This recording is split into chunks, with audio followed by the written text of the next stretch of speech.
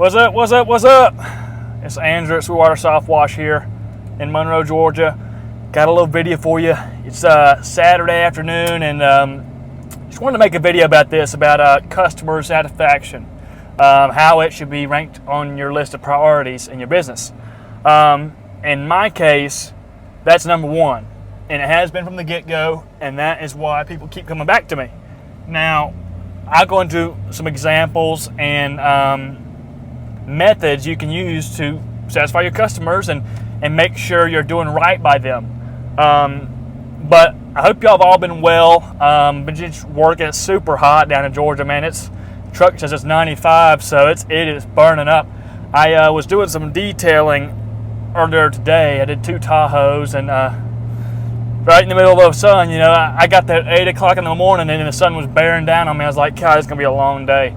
But detailing is where I started off in my business, and it's filler. So when it slows down a little bit, like right before the 4th or right after the 4th, people come home for vacation, you need filler stuff. You don't want to be sitting at home doing nothing, wishing the phone's ringing. You need to make the phone ring, and if you can't, you need to do other things to stay busy, stay seen, stay busy, be making some kind of money. And for me, detailing, I started off doing it. Man, when I started detailing, I charged $65 for an inside and out detail, and I had all the business I could want. But the problem is, it takes me about 2.5 hours to do a good detail. And that, at the time, I was working a part-time auto shop, and I was in high school. I just started to kind of venture into entrepreneurship, and it was okay money compared to what I was making at the shop. So once now it's pennies, but now for detailing, it's $200 a vehicle, and they tip me $100 or $500 for probably 4 or 5 hours work. And like I said, it's all right money, but the soft washing is where it's at for the time. When you start thinking about, I could do a detail 2.5 hours, like I said, or I could do a roof in 2.5 hours, and it'd be $700, $1,300, something like that, and you come out way better for time. And the materials, it's very low. Profit margin is very high in the soft washing. So that's why I prioritize it. But I don't turn down money for detailing. I just kind of charge what I want for it because it's an inconvenience to me. But I just did a little bit of that today, just piddling around. I don't mind it too much. Now, if I open the door and there's a dang rat's nest in there and it's just filthy, gosh, man, that sucks, because I know the work it takes to get it corrected. It just drags on and on and on and on. I have a method, and I do the same thing every time. Do the outside first, do all that, and then in order, and then go on the inside and do that. And it's just, I don't mind it. It's a little bit of satisfaction to it. You clean something that's, you get done, and it was filthy before, and it's sparkling after. Same thing is the soft washing. It's instant gratification, and I enjoy that. I get a little kick out of turning something filthy to make it look like brand new again. But with that being said, I wanted to talk about customer satisfaction. I wanted to give an example of, I guess it was something I learned from, but also from just listening to another business owner. I learned from another thing from them. So I mentioned a while back that one time I made a mistake of sparking an outlet, and it was real close. It might not have caught on fire, but it was really close. I mean, it was like a fraction of a second, and it was sparking, spitting, sputtering, and I had my fire extinguisher on me, and as soon as I saw a flame, I sprayed it, and it was out before you even have a chance to start. I've heard stories, people burning side of houses, burning houses down from an outlet. Well, if your property protection's okay, mine is good, but sometimes things happen. So when that happens, you could say, well, the GFCI is bad, or it was like that before, or whatever. You could weasel your way out of it if you wanted to, but you're not going to get a review. You're not going to get a returning client. And it could lead to and they're going to tell people about it. Oh, he didn't fix this, and I wouldn't trust him with your house. Well, when that happened, I cut the power off, picked up the phone, called the customer, said, hey, there's an outlet in the back, and I tripped it.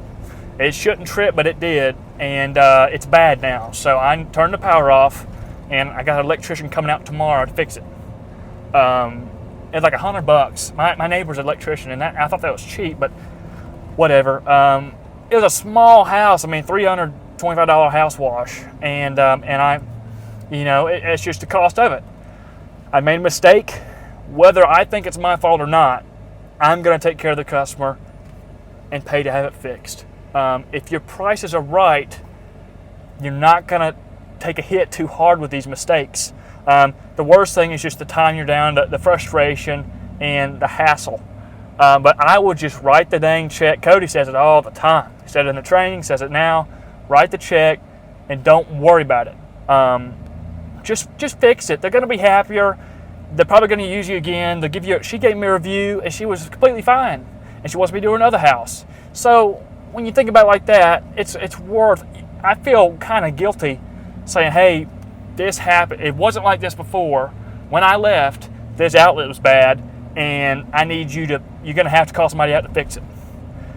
I don't feel right doing that. I don't think it's ethical, as far as a trustworthy businessman would do.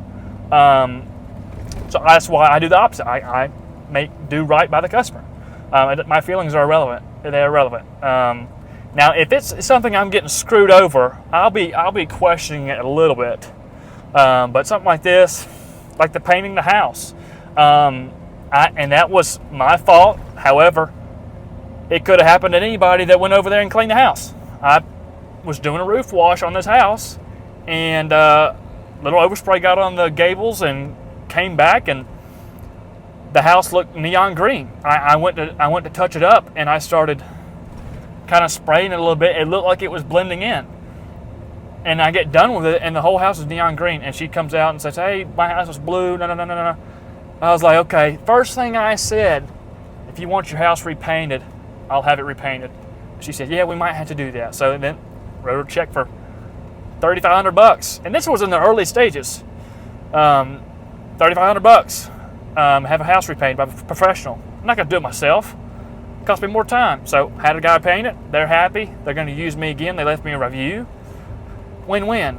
Just forget about it, move on. Crap happens. But I ran into this business owner, local that does pressure washing. They do carpet cleaning and stuff.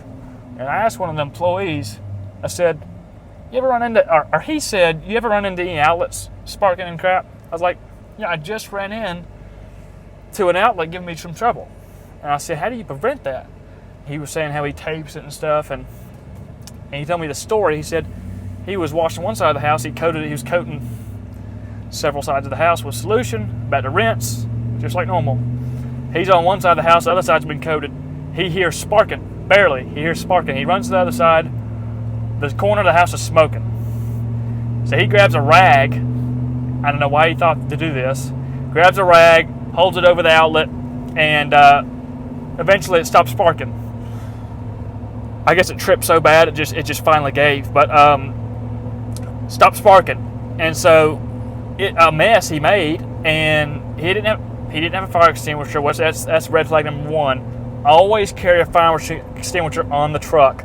I don't leave the house without a fire extinguisher on the truck. I got one mounted right. You can see it. Hang on. You see it right there. Right there. Mounted, easy access. $20, guys.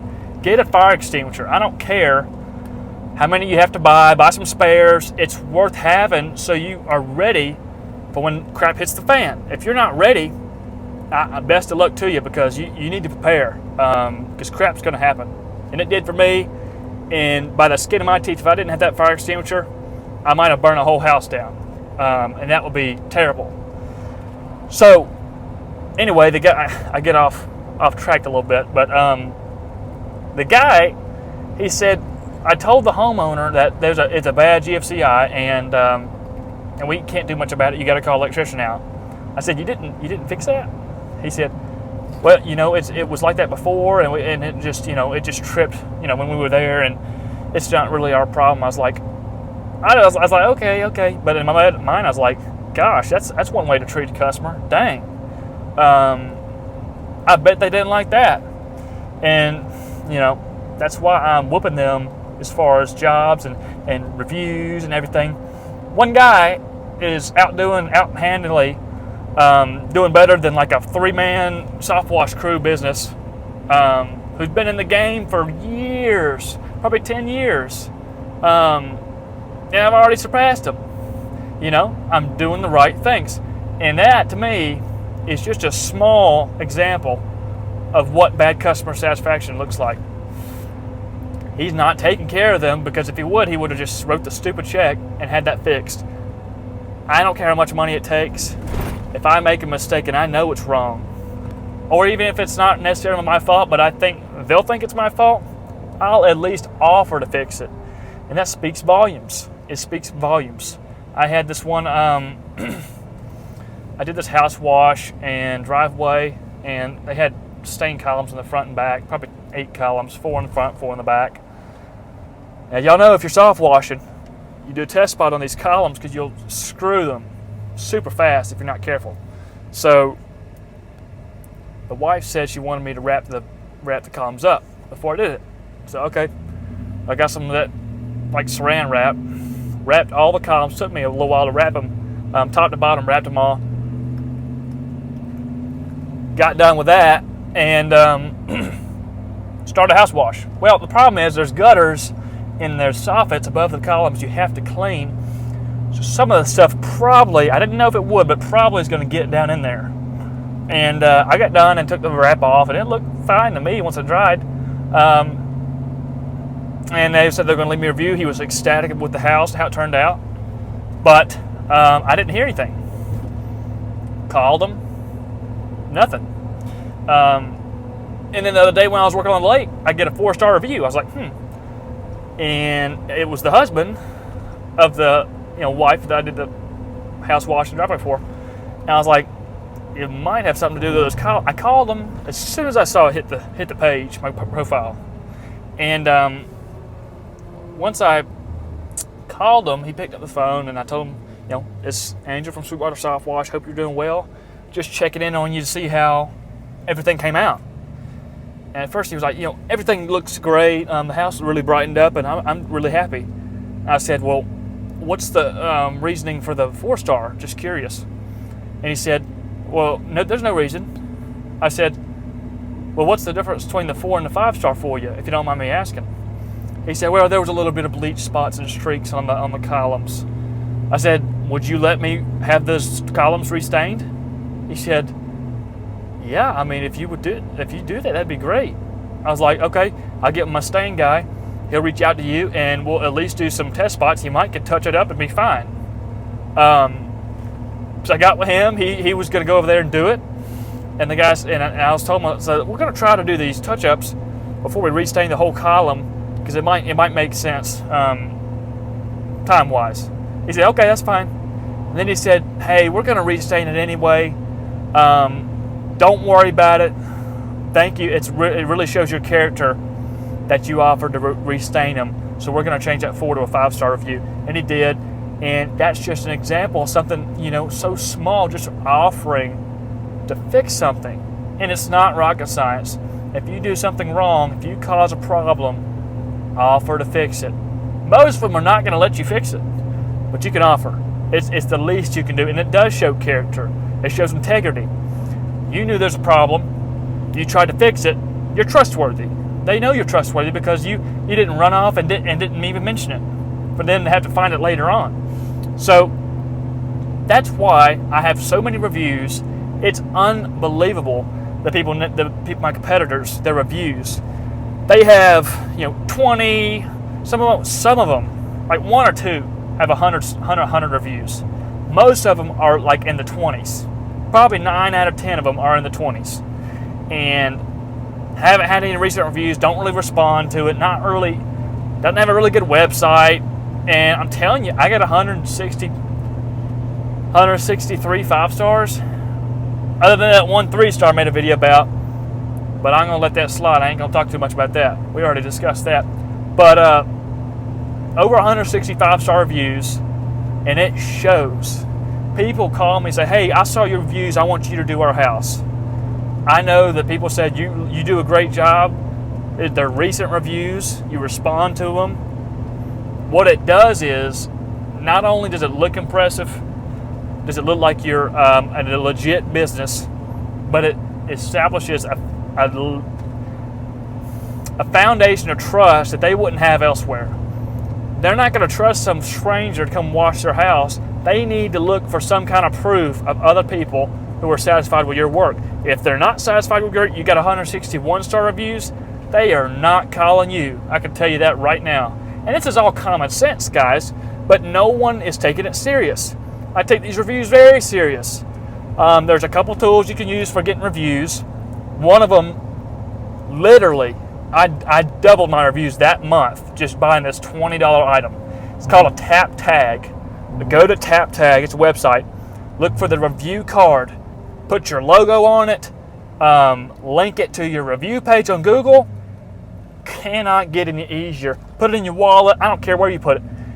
As soon as you get done with the job, let the customer talk. They pay you, write the check, give you the check. Be like, hey, you got your phone on you? Can you leave me a review? Sure, I'll do it later. Well, hey, just pull your phone out.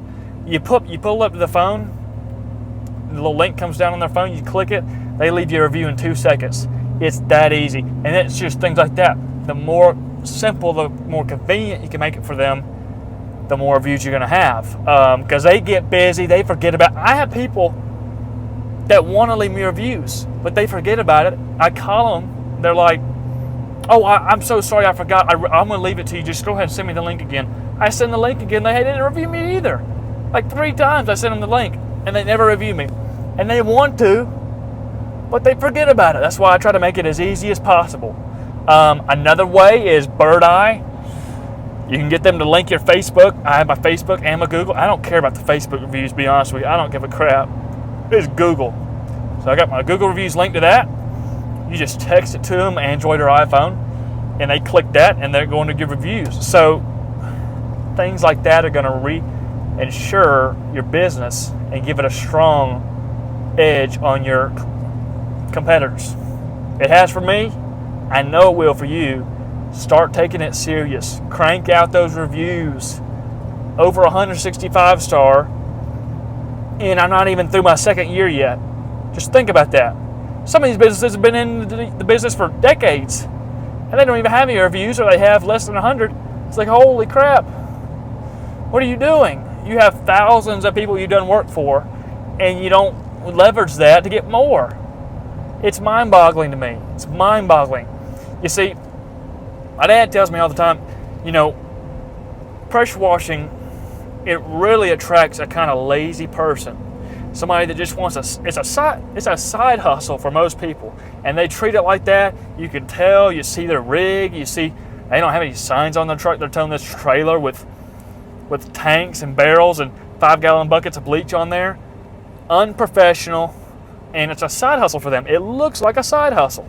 It looks like they just pulled it out of the garage Saturday morning. I'm going to go do a quick house wash or go do 10 driveways in a neighborhood. No signs on the truck. If I see a sign, this is a tip to know if your competition is any good. You see any signs or names on their truck, look up their name immediately. If they're on Google, hats off to them. They're probably still not where you're at, but that's better than most. If they're not on Google, don't even give them another chance. Don't even think about them one more time, because I'm telling you right now, they don't matter. Most of them don't matter anyway. But if they're not on Google, they definitely don't matter. I'm telling you guys, this year, second year, is tenfold out of my website and Google than last year was. Free leads coming in to my email.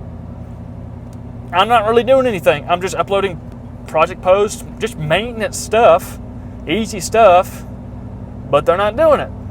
So, when you have these people that are in and they're not trustworthy, they don't do what they're going to say, they don't show up on time, that provides a great opportunity for those that do. And that's where I found myself. I do all those things, of which they don't do, and it proves in the pudding. It's worked for me, and if it works for a 19-year-old, it will work for you. Now, if it doesn't, reevaluate your business, yourself, and see what you're not doing. look at what I'm doing, and I'm pretty open about what I'm doing. Look at what I've done and what I'm doing, and if your business is not heading in that direction as quick or at all, then reevaluate yourself, get more training, get better equipment, do something to change it. Because I'm telling you guys, this is a niche deal. Soft washing is a niche deal, and it's kind of like a hidden gem. People are not really yet onto it. Some people, customers are figuring out about it, and they love it. But contractors, entrepreneurs, there's people getting in this joker every year. And it's only a matter of time before there's just so many people doing it. So that means you need to put your head down, run as fast as you can, grow as fast as you can. That way you're so far ahead, you're so many light years ahead that they can't possibly catch up with their soft washing, pressure wash business. They can still do good, but they can't get to where you are because you got in the game before everybody jumped right in. And I'm telling you, there's a lot of people in it right now. I see trailers everywhere around me. Half of them aren't legit. Most of them don't soft wash. But I ain't worried about them. I literally am not worried about them. But that's a little tip. If y'all need any help with your business or advice, go to my website. You can find my number on there, sweetwatersoftwash.com. I've already helped a couple of guys out, and I don't mind helping people out. I like helping people out. It ain't like I'm just, I'm too good to help somebody out. No. What's it going to do to me? What's it to me to help somebody out that's struggling and it just needs a little direction? It ain't nothing. I don't mind, guys. Shoot me some comments down below. Let me know what you want to hear from me, what you want to see next. I got a big commercial job Monday. Biggest single job I've had yet. Ticket's about $16,500. So big job. I got a gentleman. He's a young guy. He's about like me. He's a sophomore, I think maybe junior in high school, and he started up a little soft wash business. He's been following me in the Core for a little while. He's coming down Monday morning. He's gonna work with me. Wants to shadow me, learn from me, and I don't mind it. Come on down. I'll help you out the best I can because I want to see these people make it work like I am. You know, there's plenty of work out there, and so I'll make his dreams a reality too. You just gotta ask. It's usually all you just gotta ask. You have to ask the question. Whether it's a question to your customer, can you help me get more business? What do you do for a living? Like I mentioned in videos, all these things can take you into a different part of your life you never thought was there. It can take your business into a different, it can grow your business at an exponential rate. It can get you new clients you never thought you'd be. It can take you places you never thought you'd be. So don't be afraid to ask. Don't reach out a hand and ask for help, man. If there's people that want to help you like me and Core 4, ask them. And sometimes you have to pay for training. I ain't doing all of that, but I paid for training. I don't regret it one bit. Changed my life. It's worth it. You just got to know what you want to go into. If you're all in, man, do what I did. Get trained. Start on a small piece of equipment. Professional small piece of equipment. Get you a bigger piece of equipment. Website, Google, cranking, marketing, advertising, door knocking. You're going to be all right. It's a good business. It's another beautiful day. We got to work. So go out there and make some money. I'm doing it. Y'all can too. If a 19-year-old can do it, anybody can do it. So that's what I got for y'all. So let me know what y'all want to see next. So we covered a lot about customer satisfaction reviews, modeling success, not recreating it.